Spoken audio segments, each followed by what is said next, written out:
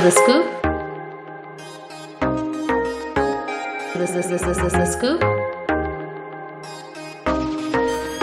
Hey, what's up? This is your girl Ashley Marie, and you're tuned into The Scoop, your one stop for all things love, lifestyle, and relationships on MorrisMediaLive.com. I said, welcome to the school. You know it's time to tune in. You gotta tell all your friends, girl, welcome to the school. You know it's time to tune in. You better tell all your friends, homie, welcome to the school. The time is now, tune in. You better buzz in your friends, y'all, welcome to the school. Gather round, tune in. Now let the show begin. Hey, look, it's time to tune in. If you not, then you faking it. The best topics, love, lifestyle, and relationships. The dopest host in the world, Ashley Marie, holding it down from 7:30 to the 9:00 p.m. You better tell a friend every Wednesday night, cause you know she going in. They breaking the hottest artist in the game right now. No competition, so she in her own lane right now. You need the latest and the greatest, somebody that's gonna debate it. Well, we got it on lock, I know they hate it. See, you can learn a lot if you choose to pay attention. We talk world news, sports, don't let me fail to mention how to get your money right, so you can live a lovely life. Call in and get you some advice. It's not a game no more, we taking over the airwaves. MorrisMediaLive.com to catch the replay. You know it's time to tune in. You gotta tell all your friends, girl, welcome to the school. You know it's time to tune in. You better tell all your friends, homie, welcome to the school. The time is now, tune in. You better buzz in your friends, y'all, welcome to the school. Gather round, tune in. Now let the show begin.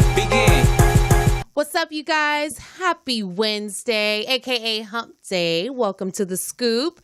We are your one stop for all things love, lifestyle, and relationships. I'm your host, Ashley Marie, and I hope everyone's having a wonderful week. Tonight, we have a great show planned. We have here in studio a credit and budget specialist, GRETCHEN RICKS. And in Scoop News, we'll also be chatting about the controversial Starbucks arrest that we've all probably heard about this week, and that racial conflict / fight that took place at a Cheddar's restaurant in Macon, Georgia. So we'll be talking about all that juiciness in Scoop News. And also tonight, for one of the first times, I am going to be weighing in on my favorite beauty buy of the month. There's this wonderful product that I've been using on my skin, and I absolutely love it. So I wanted to be sure to bring it in studio and talk to you guys about it. It's from a company by the name of Melanin Clear Skin. So I'm really excited about the new product. So I'll be telling you guys all about it. But without any further delay, I'd like to welcome our guest, our in-studio guest today. She is a credit and budget specialist, Miss GRETCHEN RICKS. Thank you so much for joining us on The Scoop. Thank you so much for having me. How are you doing? How's your Wednesday? I'm doing very well. It's pretty late, but it is late, well. But you're here looking fabulous. Thank you as well. Yeah, you would never know that it was past both of our bedtimes.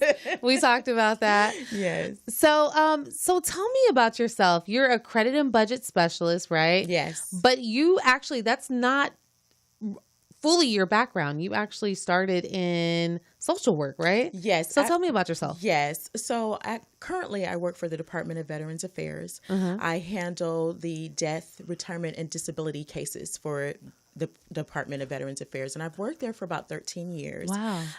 I have a master's degree from USC, and it's in social work. Right. And I felt that social work is really for special individuals. Like, you really have to have the heart for people who are going through a tumultuous time in their life. Okay. And because my heart is so large, I felt like I wanted to help everybody. Like, I wanted to give everybody money. I wanted to take everybody home with me. And it just wasn't the right fit for me.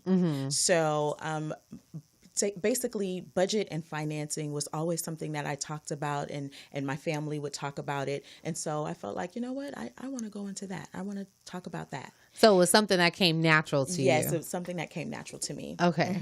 That's awesome. Yes. So how long have you been doing this? How long have you been a It's been budget about specialist? 2 years. Okay. 2 years now. Yes, going strong, and the business is thriving, and it's something that everybody needs to know about. Credit and finances is something that it's almost taboo, especially in minority households. We don't talk about money and credit as much as we should. Right. Home ownership, personal finances, financial freedom, succeeding financially. We don't talk about those things enough. Right.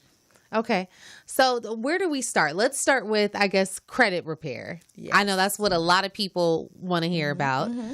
You see, like, even the posts on Instagram, like you see the post about people saying, I can fix your credit.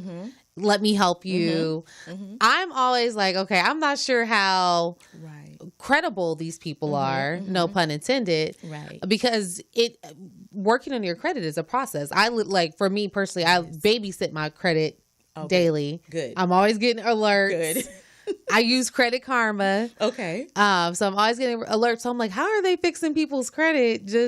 And I've heard of people actually using these programs, and I hear good things and I hear not so good things. Right. So tell us about what it is that you do with credit. So management. my company is Glowing Results for You, Okay. and we are a credit education company. So we educate people about the importance of credit and how to build a good credit history. Right.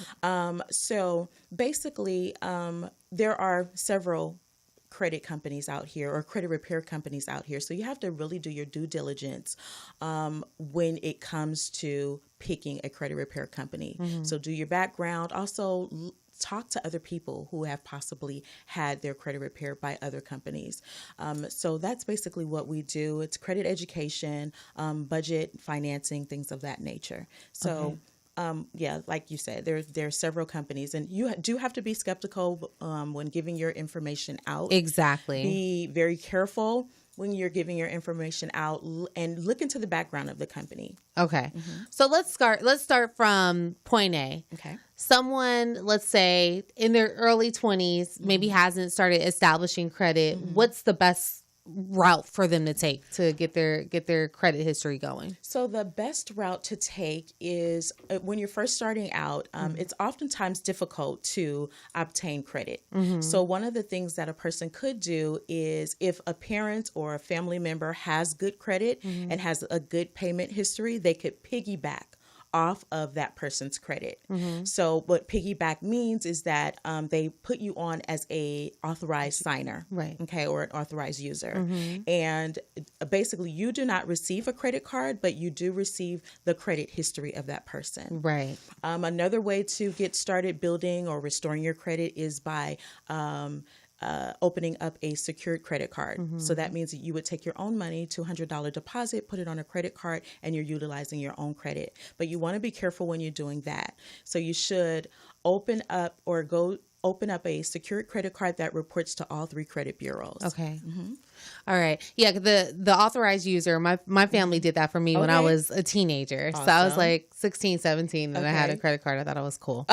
But couldn't do much with it. Right. But it was still the idea of it. So yeah, that definitely does help Yes, that build your helps. credit history, because you gain all of that history. Exactly. And so what about someone that maybe has credit history but has some dings on their credit? How can they go about, I guess, rectifying the situation to increase their credit score? Sure. So it's very important. I suggest that you pull your credit report once a year, at least once a year. Okay. And so you would analyze your credit report. So if you see anything that doesn't belong to you, any negative items, late pays, judgments, liens, anything that looks derogatory or doesn't look like it belongs to you, then you would write a letter, and you would have to sort of know the law, which is the Fair Credit Reporting Act. It helps us to leverage the dispute process. Okay. And the Fair Credit Reporting Act was enacted by Congress in 1971 for consumers who were having issues with their credit.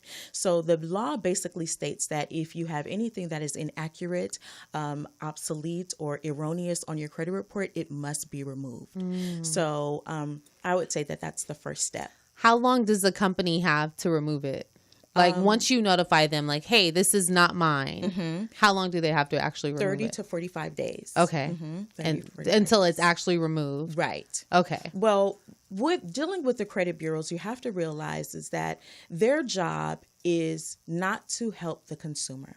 Their job is to try and keep that error on there. Okay. I hate to say that, but basically that's what it is. What do they get out of keeping it on there? Because you can pay higher interest rates. Oh. Their information can be sold to other lenders.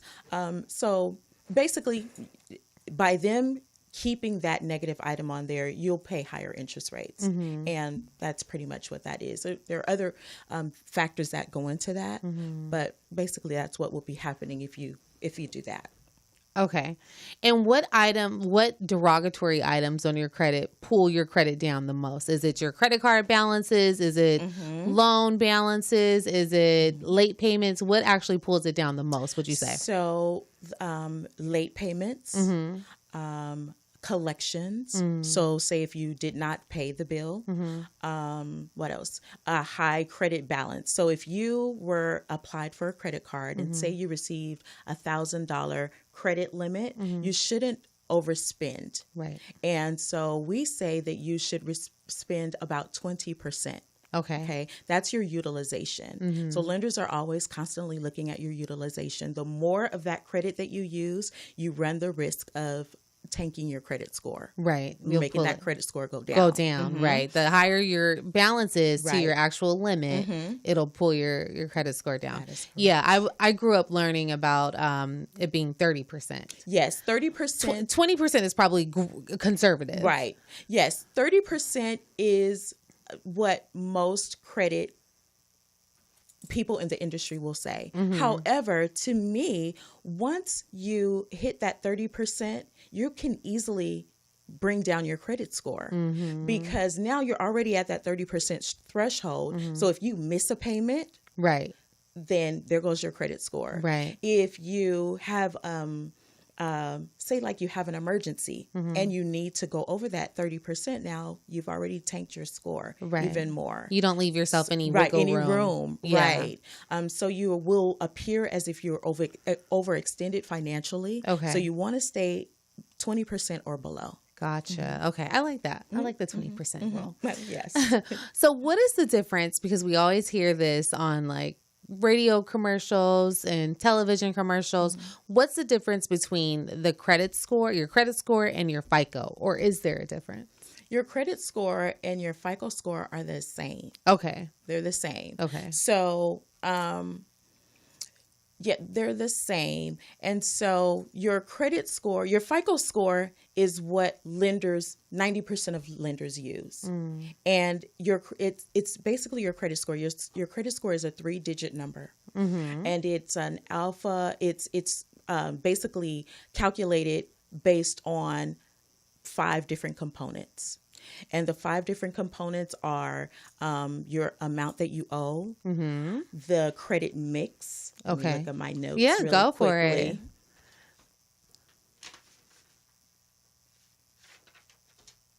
Let's look at my notes. So your payment history, 35% of your credit score is based on making on-time payments. So you should make all of your payments on time. Anything that reports to the credit bureau, you should pay that on time all the time. The 30% of your credit score is based on the amount that you owe on your credit cards. So like we mentioned before, if you apply for a credit card and say it's $1,000, you don't want to spend more than 20%. Right. Typically 30%, but 20% is where you should, try to keep it. Right. And this shows lenders, like I stated before, that you're not overextending yourself. It also helps to keep your score in a good condition. 15% of your credit score is based on the length of time that you've had your credit. So never close your oldest account. Right. So if you have 3 credit cards and you have one that you've had for 5 years, one that you've had for 2 years, and another one that you've had for 6 months, well, you don't want to close off the oldest 2. Right. You should close off the youngest one. Right. Okay. So if it's less than 2 years, you would, consider closing that one. Right. But I don't consider closing any of your credit cards, especially if you're in good standing. Right. Okay. The next 10% of your credit score is based on the credit mix. So you should have a good mix of credit, and that would be student loans, mortgage, auto loans. Those are a good mix of credit, and it shows that you are responsible and that you can handle different types of credit. Yeah, because I know that, like I've heard people say, or really my grandmother, I've heard her say like when I was taking out school loans, no, it's okay. It's okay to do that. They like to see that. And I was like, what? Yeah, it's like considered as good debt. Yeah, she said it's like good debt. Right. We think, oh my goodness, debt, that's not good. But there are, aspects of good debt. So home ownership is one. Auto loans are good. Student loans. And major credit cards are pretty good. So speaking of that, speaking of home ownership, I've heard different financial advisors say different things about home ownership. Some people say home ownership, everyone should go for it. And then some people say it's not for everyone. How do you know if home ownership is for you? That's a good question. Well, I would say, do you pay your bills on time all the time? Right. Because once you have a mortgage, you need to pay that mortgage on time all the time. Unlike rent, that doesn't get reported on your credit report if you're 30 days late. I mean, you run the risk of being evicted, but it doesn't go that you being late on your rent does not report on your credit report, right? Yeah. So if you are late on your mortgage, then of course that will show up. So no, I have the same philosophy. Home ownership, it may not be for everyone. You have to, that's a really big decision to make and a really big commitment. And so you should really be ready. If you have money saved, if you're a good saver, I think those are some indicators that you are ready. For that next step. And how much of your monthly, we're going to kind of segue into budgeting just a little bit.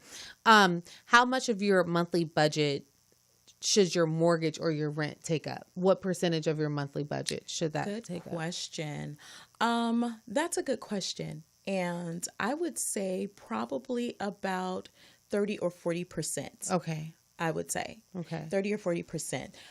You don't want to overextend yourself, like I stated before. I think that's probably going to be the overarching theme.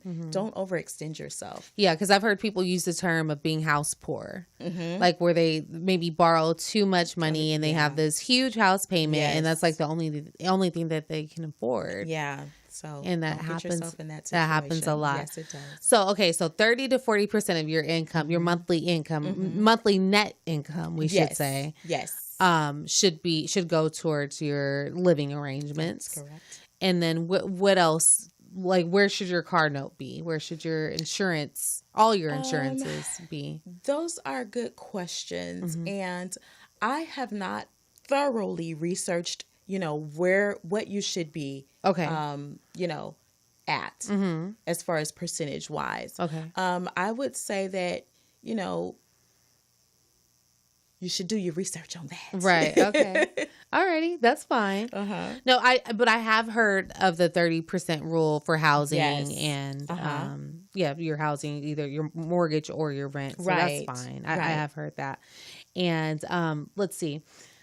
As far as let's talk about debt to income ratio, because a lot of people don't know that. And if you are looking to purchase a home, the mortgage lenders are going to be looking at your debt to income ratio. That's like a huge thing. Yes. So explain to the listeners, the audience, what that means. What is the debt to income ratio? The debt to income ratio is basically how much debt do you have? How much debt are you in? So they're going to be looking at your credit card debt. They're going to be looking at if you have any auto loans, if you have any student loans. And so your income, does your income cover your debt? What do you have left over? So that's the debt. That's the basic understanding of debt to income ratio. So if they see that you are overextended, there's that word again. If you're overextending yourself, most likely you will not be financed for the loan. Okay. Okay. So that means having your balances paid off. Okay. All the time. Keep them low. Yes. Alrighty. And how often should you be checking your credit? I kind of look a little too much, but Too much? yeah. No. I don't, I'm constantly checking my credit all the time as well. Okay. Because I'm a little obsessed with it. I think that whenever you are planning to make a big purchase, that you should be checking it, and probably maybe at least twice a year. Twice a year. Yeah. Okay. And also, we should probably explain, or I'll have you explain to people the difference between a soft inquiry and a hard inquiry. And like when you are shopping around for like a car or a mortgage, that it's okay to rate shop. Yes. So I'll let you explain about So that. a hard inquiry is if you were to apply for a credit card, even a student loan, auto loans, mortgages. And so those hard inquiries are the things that will decrease your credit score. So you should, whenever shopping for anything that will do a hard pull on your credit, you should do that sparingly, because those are inquiries. That's a hard inquiry. And so anything more than 2 hard inquiries will make you look like you're desperately searching for credit. So I would say, try to do that sparingly. A soft inquiry is like utility bills or cable bill, maybe even a cell phone bill will have no impact on your credit.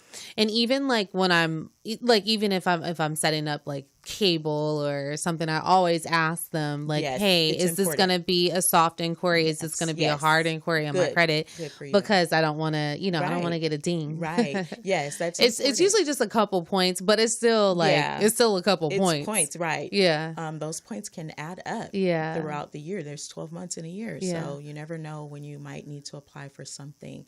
So yes, it is very important to ask if you're going to have your credit ran, ask them if it's a hard inquiry or a soft inquiry. Okay. And so when you're checking your credit, that's a soft inquiry. Yes, it is. Okay. So Now, that doesn't if you're pull you having down. your credit repaired, it's going to be a hard pull.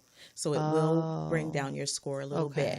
We do a hard pull. So explain what the credit repair process is. So let's say someone has gone through bankruptcy and they're going to see you for credit repair. What is it that you do for them? So the credit repair process is pretty simple. What we do is pull the credit report. Like I stated before, that's a hard pull. We are pulling to see from all 3 credit bureaus. That is Equifax, Experian, and TransUnion. And we will analyze the credit report to find out. Typically, we sit with the customer or our system will analyze all of the negative things that are on the credit report. So it could be, like I stated before, a late pay or a collection, a tax lien, a bankruptcy, or something like that. And so once we analyze what those errors are or what those negative items are, then we'll go ahead and start to disputing using the Fair Credit Reporting Act, like I mentioned before. And it basically states, like I stated before, is anything that's inaccurate, erroneous, or obsolete must be deleted off of your credit report. So even late pays and things like that can be deleted off of your credit report. So that's basically the credit repair process. Once those things are deleted, your score can either go up or it may stay the same. What helps to increase the credit score is not only clearing off those negative items, but also having, like I stated before, a good mix of credit. So you will have to apply for an unsecured credit card. You will have to apply for either a major credit card or a store card. If you're starting out to rebuild or reestablish your credit, you may have to start with a store card like TJ Maxx, Sears, JCPenney, something like that. And what are some good candidates for credit repair? Like who would be a good candidate for that? So anyone who has any negative items, any errors on their credit report, it could be a medical bill, a student loan, a collection, tax liens.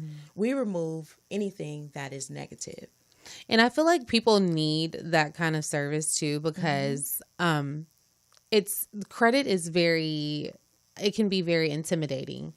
So people don't know to write letters. They don't know to reach out to, they don't know that they can reach out to the credit bureaus and write a letter, a dispute, like, hey, this is not supposed to be on my credit. Right. You kind of don't know the first step to take, you know? Right. And then also with the credit scores, there's no actual plan in place to say, hey, you got to do X, Y, and Z to get your credit to 780 or 800 or, you know, so there's no rule to it. It's kind of like a secret, right?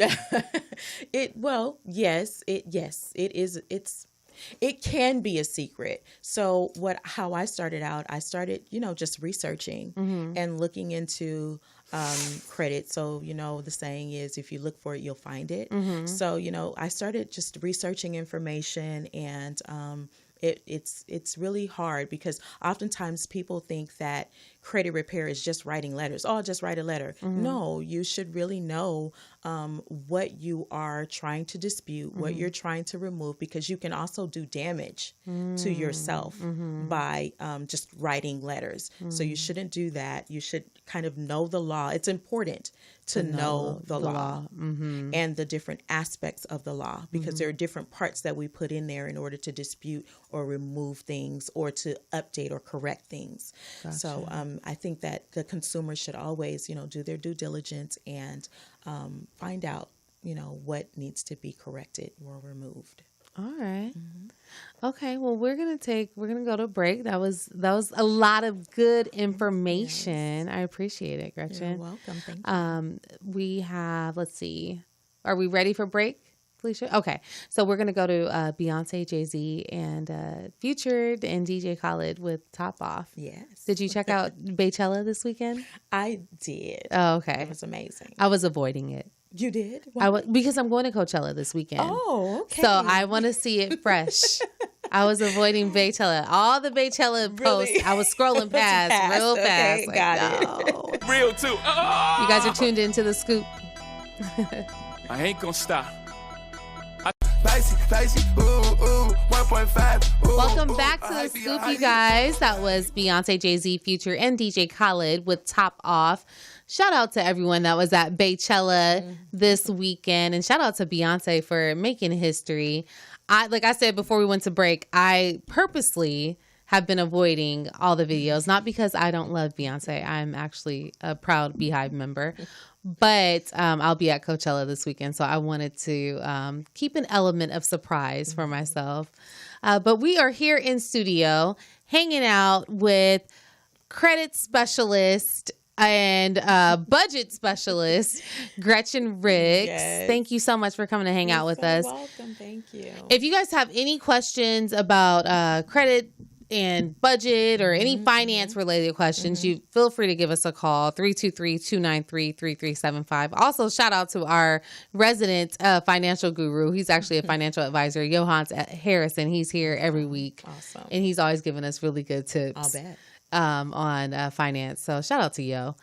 All right. So during the break, we got to talking about co-signing. When is it appropriate to co-sign for someone, or is it ever appropriate? And if your boyfriend, if your boyfriend or your girlfriend wants you to co-sign for them for that new ride, what do you say? No. Oh, me personally, I would say no. No. It's for a boyfriend. What do you tell your girlfriend. clients? Okay, so boyfriend or girlfriend, I never recommend giving husband or wifely privileges to a boyfriend or a girlfriend, because you never know how that relationship is going to end up. That person could, get really upset with you and decide, hey, I'm not going to pay this bill. I'm out of here. As a matter of fact, I have a friend who co-signed for her best friend, actually. They were best friends for 15 years. Wow. And she co-signed for a car, and they got into an argument, and the best friend said, I can no longer pay for this car, so, I need to go on and, do whatever I need to do. And so the other friend was left with the bill, stuck with the bill. So, I never recommend that. But if you were to co-sign for a friend or a relative or something like that, you may want to have them sign a notarized document stating that, they're not going to leave you with the bill. Oftentimes, if you co-sign, then that person is also still responsible. So if their name is on that contract, then of course they also are responsible for the bill. But if you are the sole person, signing off on that contract, then it would be, it would be that. you stuck with the bill. Yeah. That's not cool. Yeah. And then I always tell people too, like, if you are going to co-sign for something, like, make sure it's if you do, make sure it's something that you can actually pay for yourself if things do go left. That's definitely a good tip. Yeah. Be sure that you have the finances to cover it if something happens. Yeah, that's actually a really good piece of advice. So when is it appropriate to take out a loan? Because I know we were talking about the different categories of credit that you should have, like a diverse group of credit, your mortgage, your car note, credit card. When is it appropriate to take out a loan? Because you hear a lot of commercials about payday loans and all kinds of loans. When is it okay to take out a loan? It's okay to take out a loan when you know that you'll be able to, pay that money back. That you will have the finances to pay that money back. Okay. Oftentimes, we'll take out loans and it is for new hair. Ooh. Yeah, it could be for new hair. Who's taking out? There are people. Loans for bundles. There are people. Really? Who do such a thing. Oh, Yeah. That's not deep. Appropriate. No. Okay. I would not. That's an unhealthy use of credit. Exactly. Okay. Exactly. People like to go out and, do things, label people who love labels. Label whores. Yes. You're going to say label whores. Yeah, I was going to say that. By the way, when we met, I had on my Louboutins. Oh, yes. And you were like, I know. The baddest girl in the room. No, I'm not a label whore, by the way. That's my only pair. It's okay if you can afford it, and if you have your financial house in order. Yes, have your systems in order. That's what I always tell people. Have your savings, have your 401k, have your systems in order, and it's okay to treat yourself every once in a while. Exactly. I agree. I definitely agree with that. So when is it appropriate to take out a loan? When it's a necessity. When what you need is a necessity. So like student loan. Okay. That's fine. Say if you don't have a vehicle. Vehicles are not necessary, but I'm a girl. I need to have a car. Public transportation for me is not an option. Not an option. You don't look like the public transportation kind of girl, Gretchen. Nothing against the person who has to take it. Yeah. I just can't. Not true. So student loans, a car, and if you maybe have gone through a divorce, like I had a friend who went through a divorce, and she had to take out the loan to cover down some of the other expenses where she had lost that second income. So she had to, take out a loan and cover some other expenses, but she had some systems in place that would help her to make sure that she'd be able to pay that back. Now, payday loans, oh my goodness, those things are really, really scary. Yeah. Because the interest on those can be up to 200%. Dang. Yeah, a day. Whoa. Yeah. Okay, so let me tell you a little story about me. Okay. 2 years ago, I was broken, right? So I walked away from a 15-year marriage that no longer served a positive purpose in my life. Yeah. And so I lost that income. And I had to, because I lost that income, I had to think about cutting back or scaling back on some of my expenses. Okay. So I had a home. I still have my home. So I had a home that I tried to refinance. I was denied to refinance. I tried to apply for a $2,500 personal loan from a payday loan, but thank God I was not approved for that because as I was reading the small print, because oftentimes we don't read the small print, it stated that there's a 200% interest per day on this payday loan. And then I tried to apply for a major credit card for $500 and I was denied for that. And so that was a light bulb moment for me. All of those denials had one thing in common, and that was I did not have perfect credit. And so I got sick and tired of being sick and tired.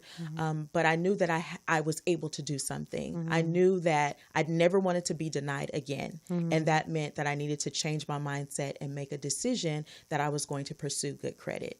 So, that's me in a nutshell. And so I say no to payday loans unless it is absolutely the last resort. Okay.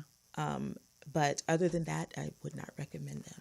Okay. Yeah. They don't sound very good when they're on the commercial. Like, that don't sound good. If it's too good to be true, it probably is. Okay. So, you brought up a really good point about divorces and marriages and divorces. So like if one person in the marriage, and we live in the state of California, so I know each state has their own law as it relates to this, but if one person in the marriage has good credit and the other person has maybe not so strong credit, when you get married, does that combine, or are you guys still separate? It's still separate. Okay. Your credit is still separate. Okay. But you would want to marry someone who has decent credit. Okay. Because like if you when you guys go to purchase a home, because, both people would need to be on the both people would be on the home, and so you could potentially be denied if that person's credit is not good, or you would not be on that loan. Right. Which means you may not be able to borrow as much if it's just under one income. Right. That's correct. Understood. Okay, so that's good. But it's okay to co-sign for your husband or your wife. That can be risky as well, but it could be risky as well. But if that's a personal decision, right? Alrighty, so let's see so let's talk about household budgeting. What you're obviously a budget specialist. So what can we do to take control of our household spending? So I believe that it's very important that every household knows where every dollar goes, because every dollar has its place. Okay. Every dollar. So you can Google a budget sheet. I was going to ask you what tools we can use. Yeah, you can Google a budget sheet. I also have tools for a budget sheet, so you can email me for that and I can send one out. But basically a budget sheet it lets you know how much, so you would input your how much income you make on the budget sheet. Okay. And then it lists everything that goes out of the home. So your utilities, mortgage, rent, whatever you're paying monthly. And then at the end of that budget, it shows you what you end up with. So every household should have one so that you know exactly where your money is going. Okay. And it lets you know, okay, we're in a good place, or, we need to, try and increase the income somewhere, somehow. And oftentimes you would do that by getting a side hustle. Yes. I'm all for those side hustles. Me too. I'm all for it. Legal ones, though. Yeah, the legal ones. Not at the trap house. Right. Not at the trap house. Alrighty. And I did want to ask you this earlier, kind of circling back to loans. So obviously a lot of college age students or recent graduates complain about their student loans. Even people that have been out of school for a little while complain about their student loans and how they can manage them better. I've heard of and seen ads for these student loan forgiveness programs. Is there any kind of legitimacy to these? There are some student loan forgiveness programs. There are quite a bit. One of them are teacher. If you become a teacher, for student loan forgiveness, police officers, civil servants, even the federal government offers some forgiveness. I believe even the military as well. Okay. So there is some legitimacy to them. Okay. But you just got to do your research, you do right? have to do your research. Okay. Yes. All right. And so, you can also ask your employer. So oftentimes your employer will offer some sort of tuition reimbursement or maybe loan forgiveness. Just ask. Okay. I like that. So as far as your budget, your household budget, we talked about earlier the percentage that needs to go towards housing, towards your bills such as your car, insurance, etc. How much would you say needs to go into savings? I would say, well, okay, so when we're talking about savings, we're talking about paying yourself. So Right. it's very important that whenever you're paid, whether that's monthly or every 2 weeks, that you pay yourself. And I say anywhere from 10 to 15%. 10 to 15%. Okay. So is this just for your savings that you just don't touch? You kind of just are growing it? What about for your 401k? How much what's your rule on that? How much should go into 401k? So personally, I do about 10% On 401k? For my 401k. But prior to matching? Prior to matching. Okay, so Prior to you matching. contribute 10%. Yes, I contribute 10%. I started out with 5% though. So you can start out with, slowly. Yeah. Because oftentimes that can be a shock to your finances when you do 10%. You just jump in. And so make sure also that your company does matching. Not every company matches. Yeah. But it's important to find that out and then maybe start out with 5% and increase every year. So it's not such a shock to your budget. I feel like that's exactly what I did. I started at 5%. Yeah, I started at 5% and increased every year. Yeah. And I started at, I think it was like 4 or 5%. Whatever percentage my company matched at, that's what I started at. And I increased it every year moving Very forward. good. Because I knew I didn't want to do like a full like 10%. Like, ooh, what happened to all my coins? Right. Yeah, I didn't like that. So what are some other options as far as savings that people can take advantage of other than 401k and just a regular savings account? What are some other savings options that you suggest? I believe there are some apps that where they help you to save. Acorn. I have Acorn. I was just going to ask you. I downloaded it. Okay. I haven't done anything with Acorn yet, but I heard great things about it. You see, I'm pulling it up. I haven't even really started yet. Got that far too. Yeah. Where I at least downloaded it. However, I do hear that it's one of the good tools or apps that will help you to start saving. Start small. Start small. But start. Now, I thought Acorn was more so for investments. Like if you using your spare change for investing and it invest it for you, right? Yeah. Well, that's also considered as saving as well. Okay. As well. Yeah. It definitely goes towards investing, but it's a part of saving as well. And so other tools. So we mentioned 401k, Acorns. What about like Roth IRAs and? You could definitely do a Roth IRA. So if your job does not offer a 401k, then a Roth IRA is definitely another option to do that. Yes, for sure. Alrighty. And I also hear that there are some cash value life insurance policies that you can speak to your financial advisor about. Definitely seek out a financial advisor. Right. And oftentimes we think that, they're costly. No, there are financial advisors out there. Do your due diligence. But, there are financial advisors out there that can consult with you about investing in cash value life insurance policies. So that's definitely a good option. Right. Yeah, we have one every week on our show, Johannes Harrison. Reach out to him. Yeah, he will he has a lot of knowledge about all that. A lot of knowledge. Let's see here. So let's see, what direction do I want to go?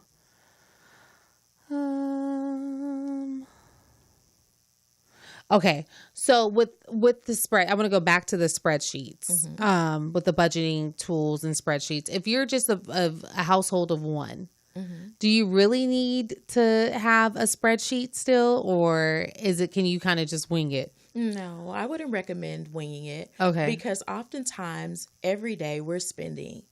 I know that I was a spender and I did not know where my money was going. So I think that, yes, you should, write it down somewhere, even if it's not a spreadsheet, if it's just a piece of not a piece of paper, but a sheet of paper, and you're writing down exactly what you're spending, because that at the end of the week will show you've gone to Starbucks too many times, or you've gone out to eat too many times. It's definitely important to start somewhere. Okay. All right. That's something that I could work on. It takes a lot of discipline to go back to that spreadsheet every week or every month to do your numbers. It does. Get a partner. An accountability partner. I'll be your accountability partner. Thanks, Gretchen. Thank you. All right. We are going to take another break. Let's see here. We're doing good on time. Yeah. All right. This is Miguel with Skywalker. He's actually another Coachella artist that I'm looking forward to seeing this weekend. Awesome.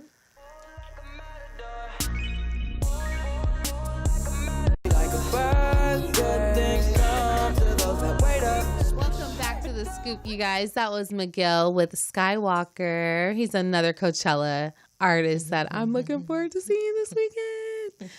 You're tuned into The Scoop. We're hanging out with credit and budget specialist, Gretchen RICKS, here in studio. She's been giving us the scoop on so many wonderful tips with credit management, budget, money, everything management. So if you guys have any finance related questions, you can give us a call at 323-293-3375, and Gretchen will be more than happy to address them. So you have some top tips that you like to share with us, right? Tell us about these top tips. So we went over them.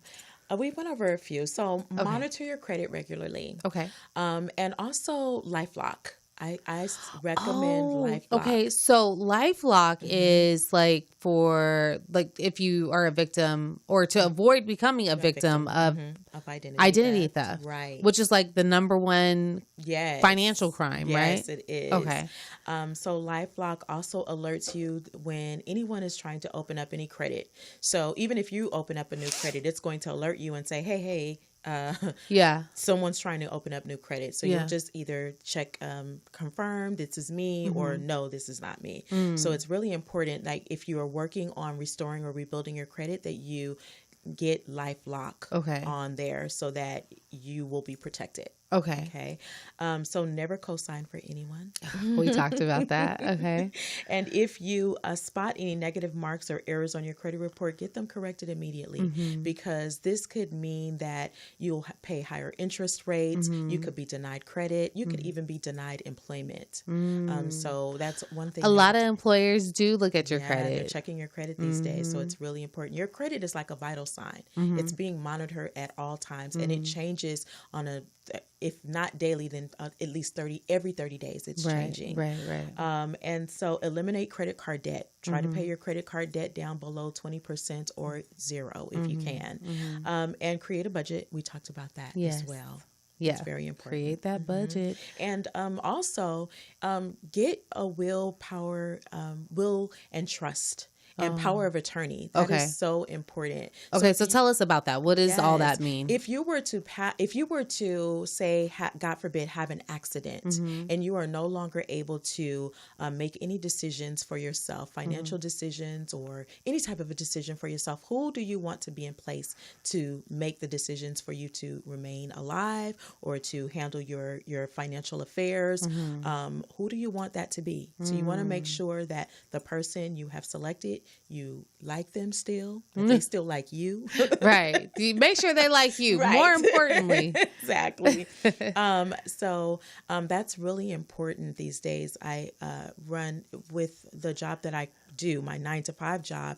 You oftentimes find that family members don't have a power of attorney on file. And so these medical decisions, they're running around, family members are upset with each other, and it just causes a big mess. What happens when someone doesn't have a power of attorney in place? So they find out who the next of kin is. Okay. And that could be your brother who you no longer talk to. It could be your spouse who you're not divorced from. You're just separated.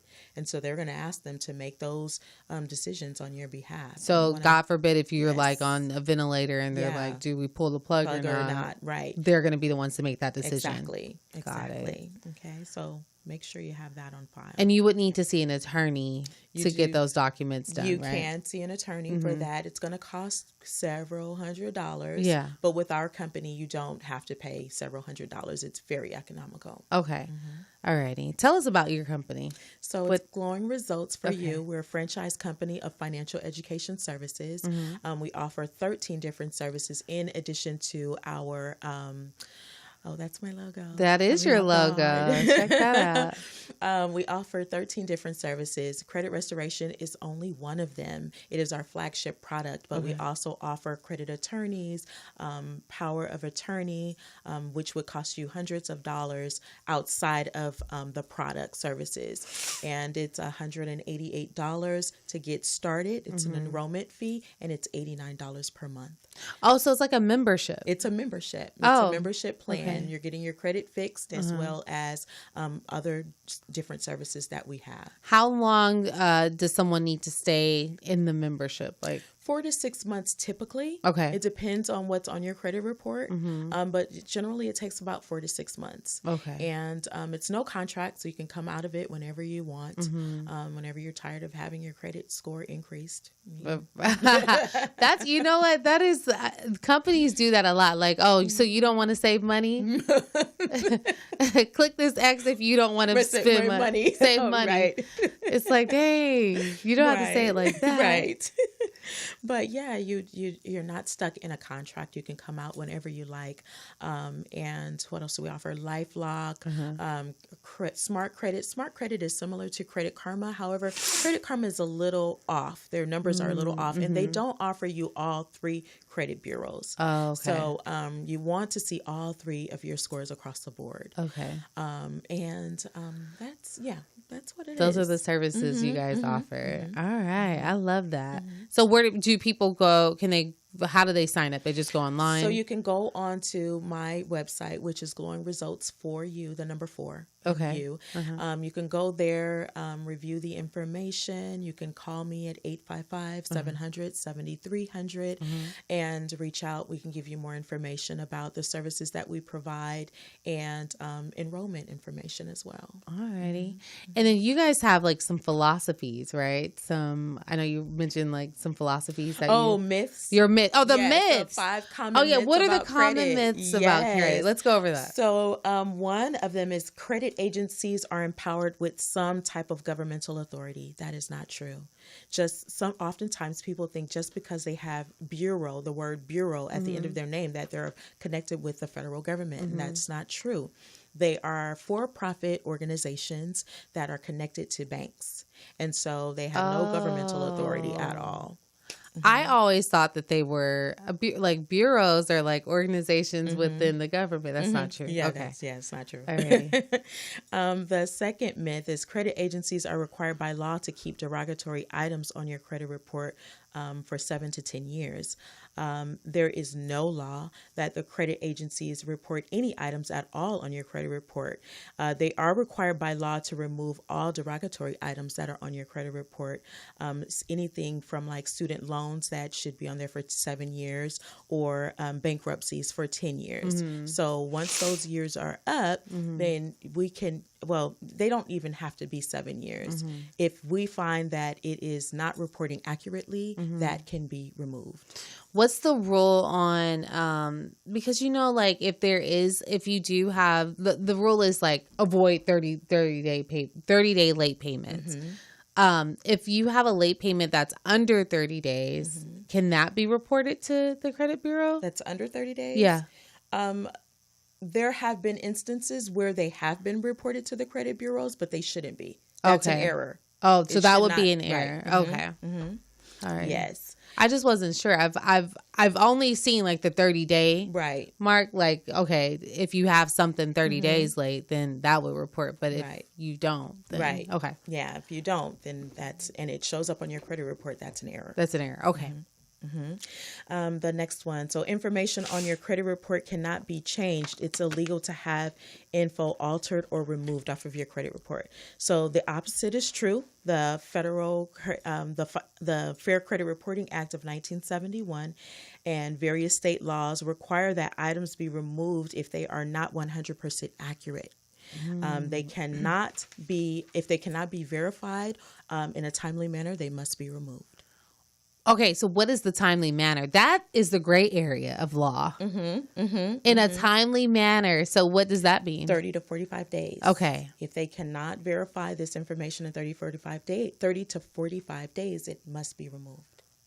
Okay. So can you give us an example of an instance? So, if the credit bureau, so if you dispute an item on your credit report, and so the credit bureau does not respond within 30 to 45 days, then you can send another dispute letter and state, hey, I sent out this letter on this particular date asking you to remove this item. It has been beyond the 30 or 45 days. Please remove it. And they have to. They have to remove it. Gotcha.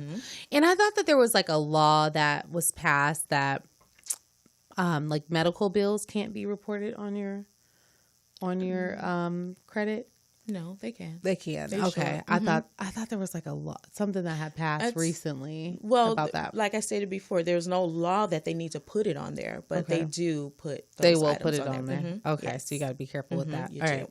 What other myths Let's do we need see. to know about? The other inquiries are not derogatory and will not affect my credit standing. So we did talk a little bit about that. Right. So anything that erodes your financial stability is damaging to your credit standing. All right. So in the case of inquiries, 1 or 2 are not bad, but any more than that starts to tell a story about your credit history. And so it tells a prospective lender that they should be aware if you have more than 2 inquiries where you're shopping for credit, the lenders are starting to look at you like, why are you looking for these things? But say you're out rate shopping for a car. You have 30 days to do that, right? So you can get 10. Yeah. You For can run your cars. credit For 10 cars. times Yes. in the 30-day period for a car. Right. Loan. And that will be one. And that would be counted as one One. inquiry. Okay. So like credit cards. If you're looking for credit cards that will fit you, that's hard inquiry. And if you do more than 3 of those or 2 of those, that's going to reflect poorly on your credit. Oh, okay. Got it. All righty. Yeah, that's it. Those are the okay. So I wanted to ask you.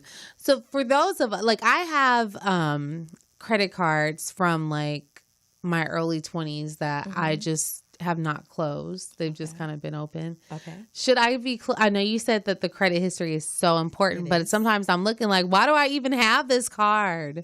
Okay. But like, should I keep it? Yes. Yeah, they're in good standing. Okay. But I'm just wondering, like, why do I even have this? Like, sometimes I just want to have one. Are they major credit cards? There's a couple that are. Okay. Yeah. So with major credit cards, I would not close them, because you're going to close off that history. Right. So if you said you've had them for about 20 years? No, not 20. I'm sorry. Not that. Not that long. Okay. But since like my early 20s. You said your early 20s. Yeah. Yeah. No.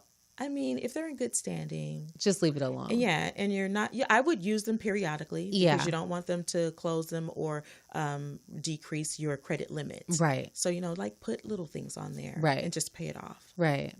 Okay. So if I do that, if I put little things on it and I pay it off, do I need to wait? Do you need to wait for the next billing cycle? So that way it reports? So it reports. Okay. Because if you pay before the billing cycle, there's nothing going to be there. It won't be reported. Right. So, okay. Gotcha. Mm-hmm. All right. I love that. All right. Well, thanks so much for hanging out with us, Thank you so Lady much for Gretchen having Ricks. me. Where can people find you? How can they?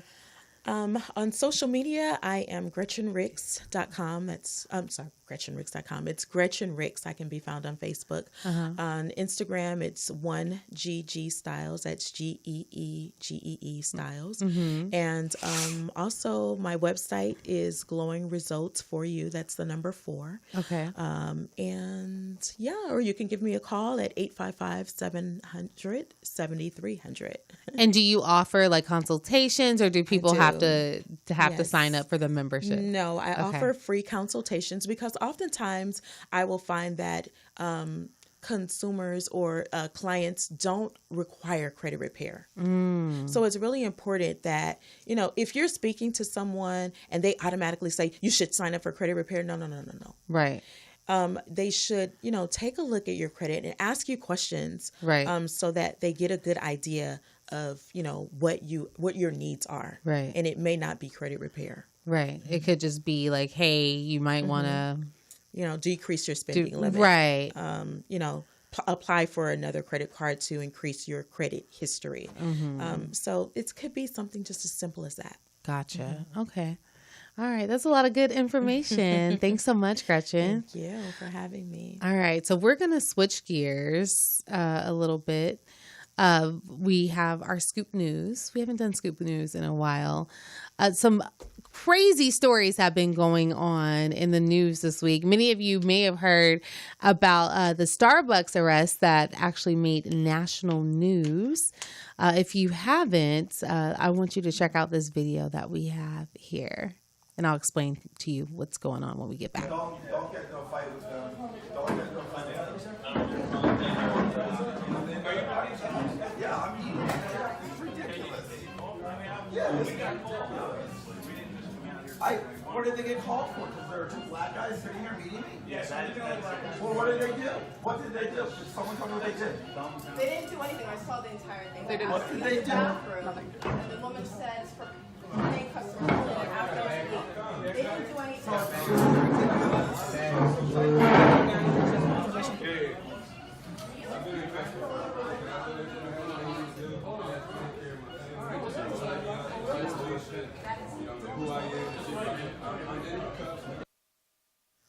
All right. So what you just saw was 2 men being arrested in a Starbucks in Philly. They were sitting waiting on their friend, who you saw at the beginning of the video, questioning the police.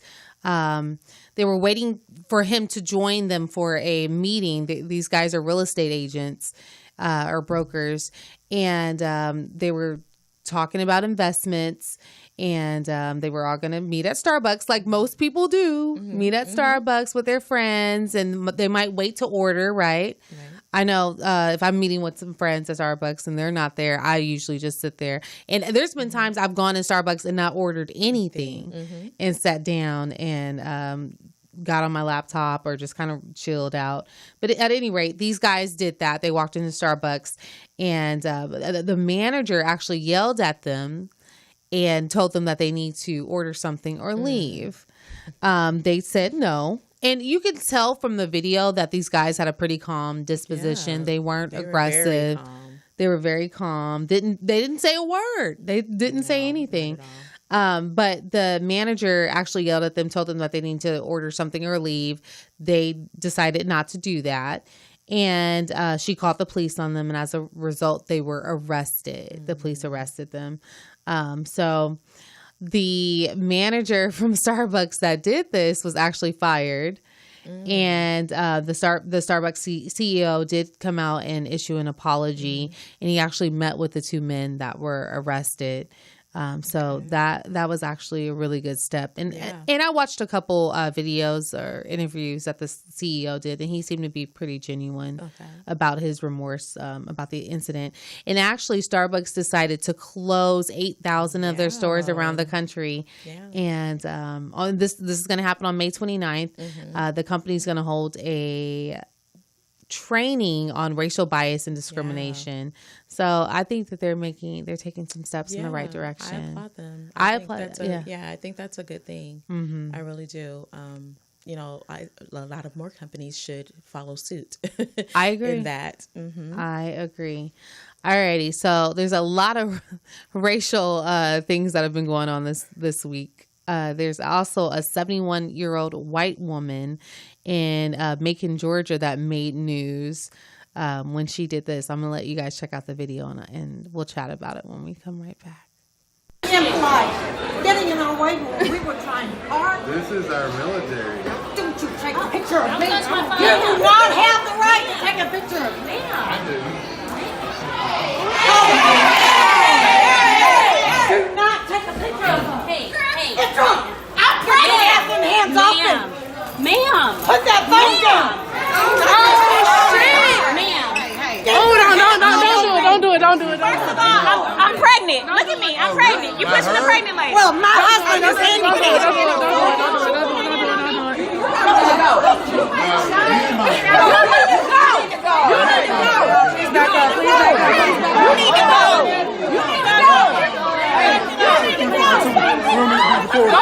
Hey, you don't need to be recorded. I'm putting her ass all over. All right. So that was a lot of commotion. But did you see how the goons came out? Right. When the guy started to get a little aggressive with the ladies, they were like, "Oh no, that's not happening." yes. But at any rate, what you guys just saw was an incident that took place at a Cheddar's restaurant in Macon, Georgia. That woman that you saw, she's a 71-year-old white woman, said that the incident started all because of a parking spot. So she got upset because she felt like the ladies in uniform, the African-American women in uniform, took her parking spot. So that caused some tension. And she did actually hit one of the ladies in her face. So as a result of all this that took place, she was fired from her job as a professor. She's a professor. She's a university professor in Georgia. She's an art professor specifically, and she was fired. She was banned from Cheddar's. Wow. So she can't go back there and eat anymore. I actually really like Cheddar's. I like it a lot. And she, let's see what else happened. She got arrested. Yeah. So that it is very disrespectful. We have our ladies in uniform, and it was just very disrespectful. And actually, she called one of them she said something like "you black bee." She called her the B word, and I think she made a reference to her sexual orientation as well. Wow. So All over it was a parking spot. Wow. Like you, serious out you here. uprooted your whole life right over a parking over spot. a parking spot. Yeah, so it was pretty unfortunate. Yeah. And actually, the lady that was trying to, one of the ladies that was trying to break it up, she's a captain in the military and an attorney. So, and I applaud those ladies as well, because they stayed calm. Yes, they handled their themselves well. composure. Yeah. I mean, I can't imagine. But what's nice about both of these stories is that we're seeing that some of these racially driven incidents are being handled and being brought to light. Right. Yes. And people are being held accountable. Well, that's definitely So I think needed. that's very nice. Yes, it is. All right, so we're gonna take our last break for the night, but I'm gonna come back and we're gonna talk about my favorite beauty buys Can't for wait the to hear month. about it. I'm so excited about this. My skin has been so soft. It looks beautiful. So You're glowing. Yeah, thank you. Yeah, we're gonna talk about that when we get back. Here is Janae Aiko with New Balance. Some of us do find the one to fall in love. Welcome back to the Scoop, you guys. That was Janae Aiko with New Balance. Love that song. You've been tuned into the Scoop. We are gonna chat about my favorite beauty buys for the month. I had the wonderful opportunity to check out this new product line. It's new to me, at least. It's called Melanin Clear Skin. And I'm so happy to have kind of come across this product because I was looking for a wonderful product to take care of my bikini area, right? Summer's coming up. We like to wax, we like to shave, we like to make sure everything is in order down there. So unfortunately, as women of color, we don't really have as many options out there, especially for our bikini line area. So I ran across this company. I had the opportunity to review their Bikini Clear product, and it is wonderful. I actually love it. So it's a 2-step process. They have Bikini Clear serum. So it's literally a roller. You roll it in your not in your vagina, but in your bikini area. And this kind of keeps the ingrowns at bay. So it keeps your ingrowns from growing. And then they also have Bikini Clear, the cream. So you apply this afterwards, and you do both of these twice a day. And what I notice is that I don't have ingrowns. That's for sure. And then the cream keeps everything moisturized and soft and just, pretty. Nice. So I've been very happy with this product so far. Awesome. And then also I was surprised with this.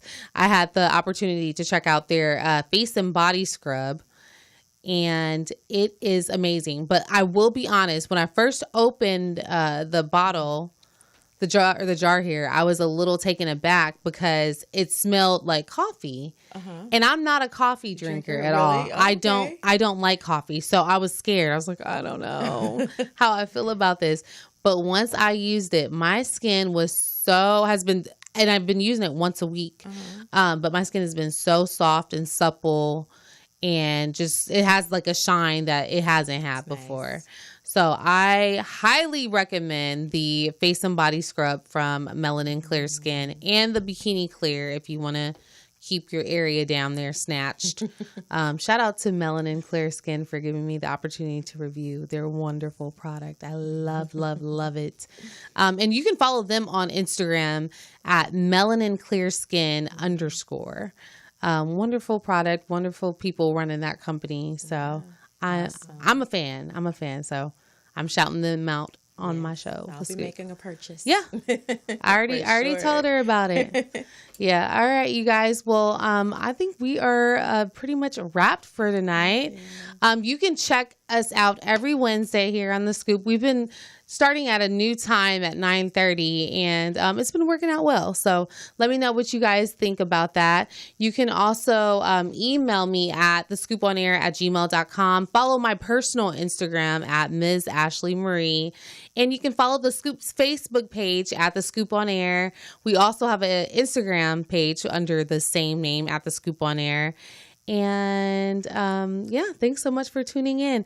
Thank you to our special guest tonight, Mrs. Gretchen Riggs. And again, give people your website where they can check you out. Glowing Results for You. It's the number 4. All right. Yes. Get your money right, guys. Yes. Thank you so much for having me. Thank you for joining us. I feel like this is definitely needed. I always have conversations about finances, and I feel like we definitely need more of that in our community. It just needs to be it's okay to not have it all together. Exactly. I look at it like this. Companies go through ups and downs with their finances, and so do us as just individuals. Right. You're gonna your credit might go down a couple points one month and go up a few points the next month. Right. You know what I mean? So I think it's important to talk about the normalcy of your money fluctuating. Normalizing it. Yeah. It's very important. All right. Thank you guys so much for tuning in. Next week, we have a real special show planned too, so don't miss it. Have a good night.